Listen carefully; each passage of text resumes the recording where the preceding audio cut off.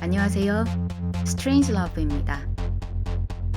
오늘 첫 시간은 히어로 애니 역사상 가장 폭력적인 애니라 할 수 있을 인빈서블을 소개하겠습니다. Invincible, 무적이란 뜻이죠. 먼저 주요 사이트 평점부터 살펴볼까요?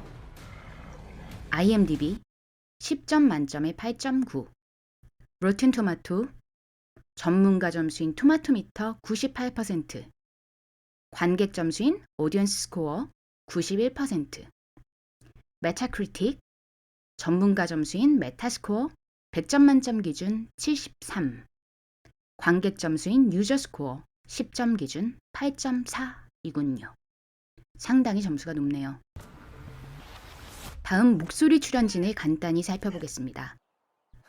주인공 인빈서블에는 요즘 핫하디 핫한 스티븐 연이, 인빈서블의 엄마 역으로는 근래 활발한 애니메이션 참여도를 보이고 있는 한국계 배우 산드라 오가, 인빈서블의 아빠이자 매우 중요한 캐릭터인 옴니맨 역할은 스파이더맨의 신문사 편집장으로 우리에게 익숙한 J.K. 시몬스가, 인빈서블의 매력 넘치는 여친 역으로는 데드풀 2로 스타덤에 오른 세지 비츠가 참여했고요. 그 외 스타워즈의 마크 해밀, 스타트rek의 제커리 킨토, 이제는 프로듀서로 거의 활동하지만 여전히 이 작품 저 작품에서 감초처럼 반갑게 등장해주는 세스 로건 등이 이 애니의 매력을 한층 높여주고 있죠.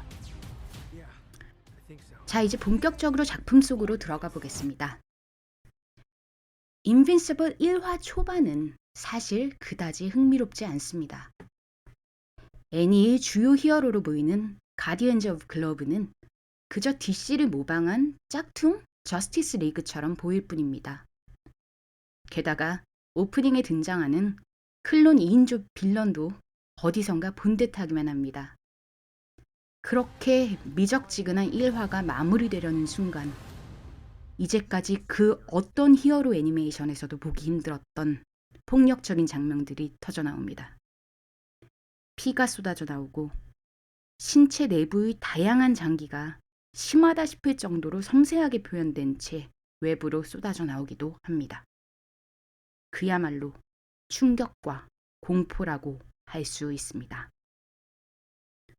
인빈시블 시즌 1은 지구 최강의 슈퍼히어로 옴니맨의 아들 마크가 17살이 된 해에 드디어 기다리던 슈퍼파워가 발현되고 인빈시블이라는 다소 낯간지러운 히어로 네임을 달고 슈퍼히어로로 성장해가는 이야기를 다룹니다. 마크의 아버지는 빌트럼이라는 행성에서 지구로 파견된 외계인으로 우주 최강의 피지컬이라 할 만한 빌트럼의 피를 물려받은 마크는 아버지와 짬짬이 훈련을 해가며 혼자서 정의구현 활동을 시작합니다. 은행을 터는 돌덩이 인간을 막고 건물을 파괴하는 바주카포맨을 때려잡는가 하면 녹색 코끼리 빌런을 혼내주기도 합니다.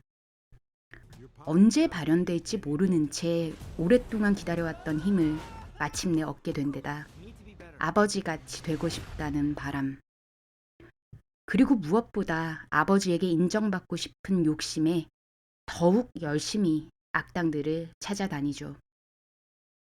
이후에는 요즘 히어로물의 대세인 팀플레이에도 일종의 객원 멤버로서 참여하게 되면서 팀워크와 우정을 쌓아가고, 회가 진행될수록 점점 더 능력치 높은 빌런들을 마주하게 되다가 시즌 막바지에는 도저히 답이 없을 것 같은 대상을 상대해야 하는 상황에 놓이게 됩니다.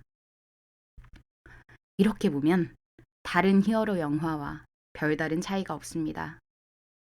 오히려 그냥 짝퉁 슈퍼맨의 짝퉁 아들 이야기 정도로 보이기도 합니다.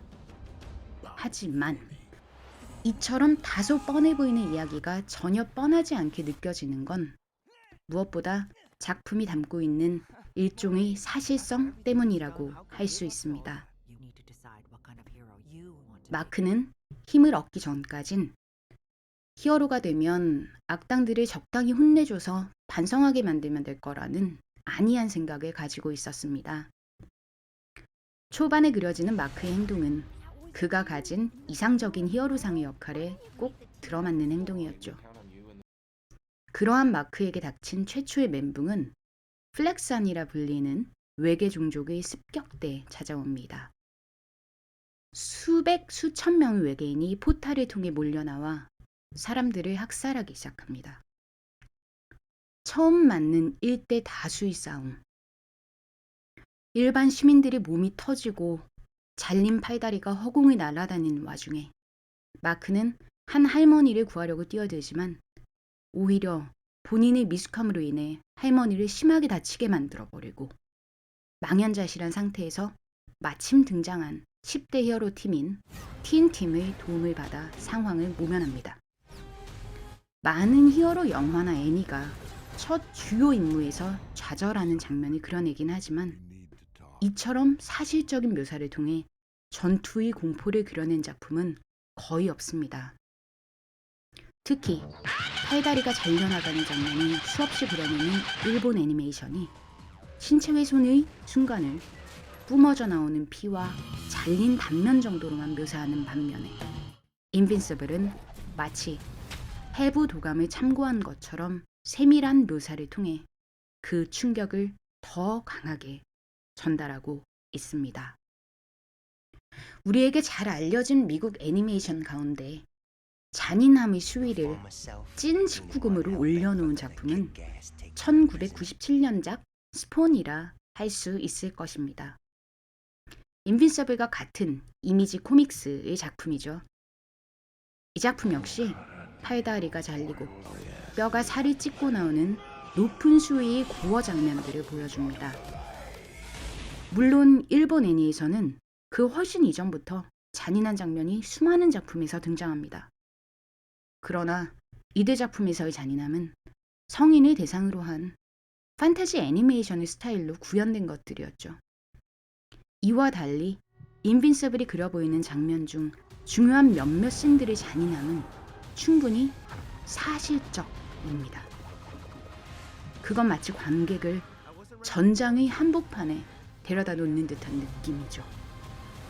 평범한 세계에서 살아가는 우리가 화면으로 보는 전쟁의 묘사와 그 끔찍한 현실을 실제로 경험하는 것은 그야말로 천지 차이이고 이는 많은 군인들이 외상 후 스트레스 장애에 시달리는 이유이기도 합니다.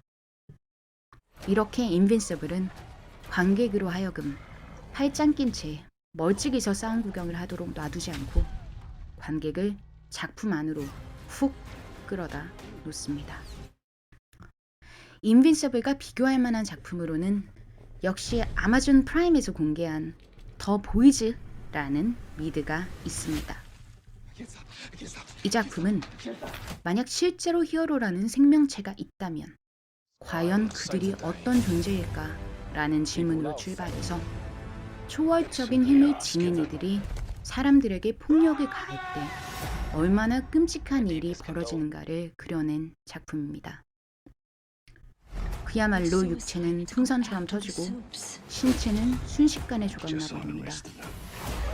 더 보이즈와 인빈서블은 다른 히어로 작품들처럼 히어로와 빌런의 환상적인 결투를 다룬 작품이 아니라 이전까진 눈에 보이지도 않았던 일반 시민들의 끔찍한 피해와 이기적이고 폭력적인 히어로를 다룬다는 점에서 비슷한 면이 있습니다.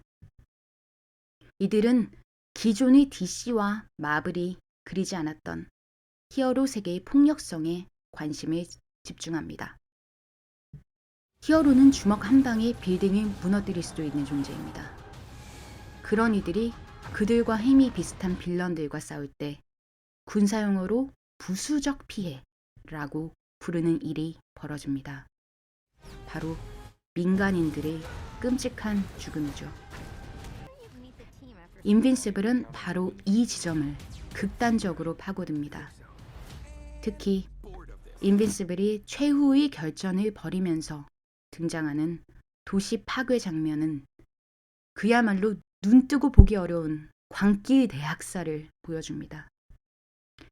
힘을 지닌 자와는 아무런 상관도 없이 살던 사람들이 무차별적으로 죽어나가는 광경은 사실 거의 대부분의 작품들이 무시하거나 숨긴 장면이기도 합니다. 인빈서블은 히어로라는 판타지 속 캐릭터를 빌려와 만든 가장 사실적이고 노골적인 폭력이 화면 가득 펼쳐지는 작품입니다.